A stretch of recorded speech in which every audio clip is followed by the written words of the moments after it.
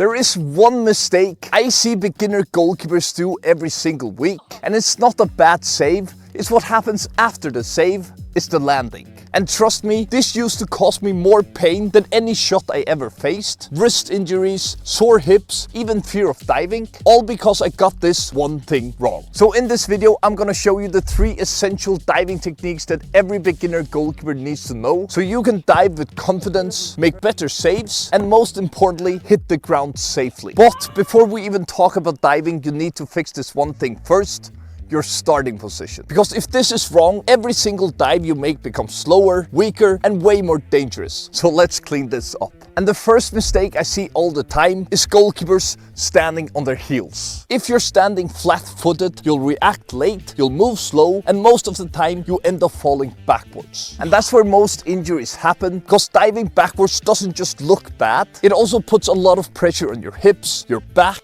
and you're covering way less of the goal. Now, on the flip side, if you're too much forward, almost like a ballet dancer on your toes, you're falling before the shot even comes, you'll lose your balance, and again, you're not saving anything. So find that balance just in between, where you're light on your toes, where your heels are slightly off the ground, and your body is leaning just a bit forward. This way you're ready to move and dive in any direction. Now, the second mistake is your stance. If you're too wide or too narrow, you'll lose your power, and without power, you're not getting anywhere near that ball. So keep it simple: knees shoulder width apart, slightly bent, and nice and bouncy. So you're always ready to explode into any dive. And the final mistake I see with the set position is your hands. If your hands are stuck to your sides or touching your shorts, you're already making life harder for yourself, because from your thighs to the top corner, that's a long way. So bring them up,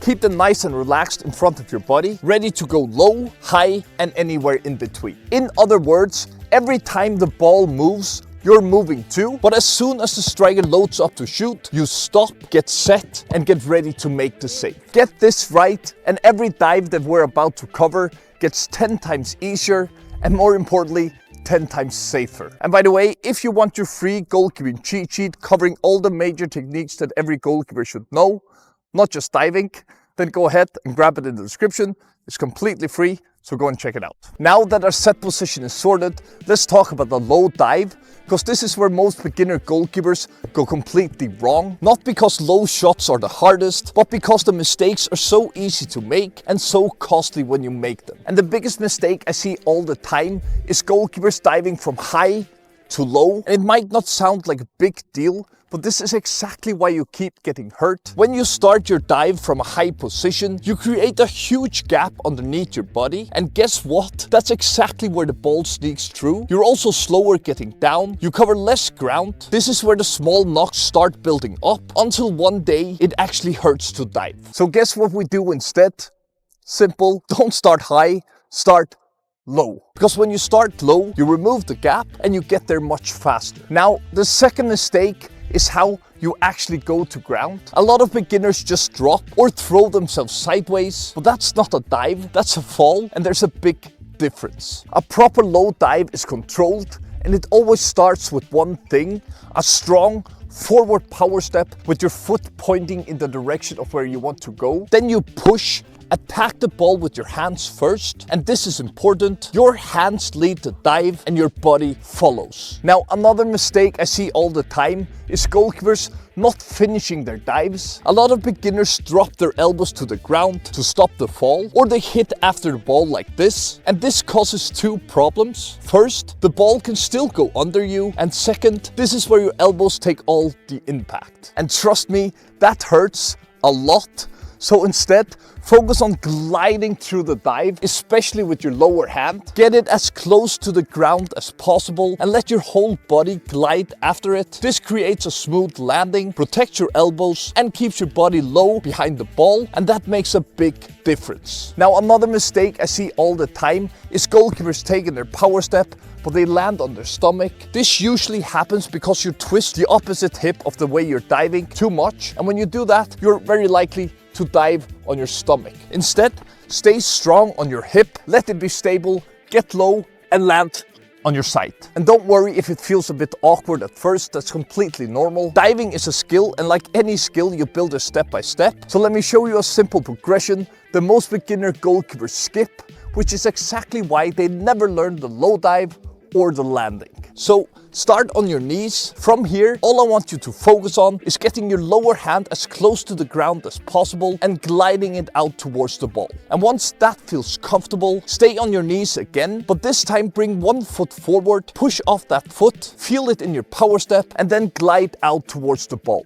Now we go into your set position. Start by getting low, take your power step, get that lower hand as close to the ground as possible and glide it out to the ball. And once that feels good, we add a little bit of movement. Take 1 or 2 steps to the side, then get low, power step and drive through that ball. And of course, remember to practice both sides so you're just as confident diving to your weaker side as you are to your stronger one. Now, once you got your low dive down, get it? Low dive down. You're already ahead of most beginners. But in games, sometimes the shot is a little higher and closer to your body. And this is where the next dive comes in.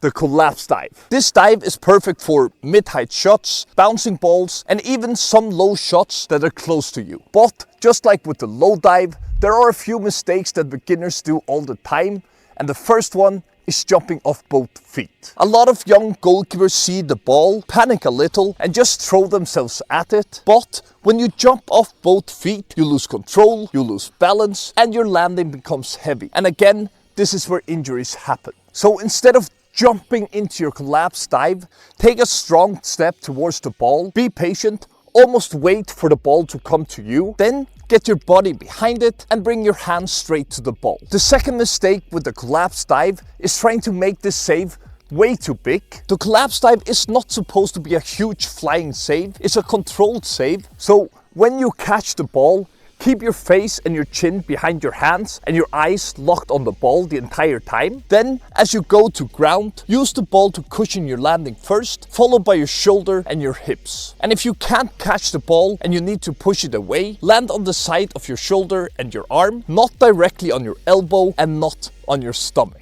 And just like before, we're going to build this step by step. Start from one knee, hold the ball in front of you, and simply practice falling to the side, using the ball to cushion your landing. Take your time here and get really comfortable going to the ground. And once that feels easy, come up onto both feet in your set position. Now, gently bounce the ball to the side, take a step towards it and catch it cleanly and follow it down into your collapse dive. And once that feels comfortable, you can make it a bit more challenging. Throw the ball a little further to the side or use a wall to make the bounce less predictable. Master this save and you'll start turning those mid-height shots and awkward bounces into calm, clean and controlled saves. Once you understand the low dive and the collapse dive, you're already covering most saves beginners face. But there is one more save that you need to know, because sometimes the ball is not low and it's not close to your body either. Sometimes it's high and heading for the top corner. Let's talk about the high dive, and for many beginners, this is the scariest one, because now you're leaving the ground more, covering more distance and landing with more force. So if your technique is wrong here, this is where the hard landings happen. And just like with the other dives, there is one big mistake I see all the time, and that's trying to go high without getting low first. Because when you start high, you can only really go sideways or even down, and that makes it much harder to reach the ball. So instead, shift your weight from your off foot to your power step and then drive up towards that ball. This gives you more height, more power, and much more chance of reaching it. Now, the second mistake is not using your arms properly. If you reach with one hand too early or leave your lower hand behind, you lose power and you lose reach. So when you start your dive, bring both arms with you, swing them to really drive up towards the ball. Then at the last moment, you decide, do I catch it or do I push it away? And as a simple rule,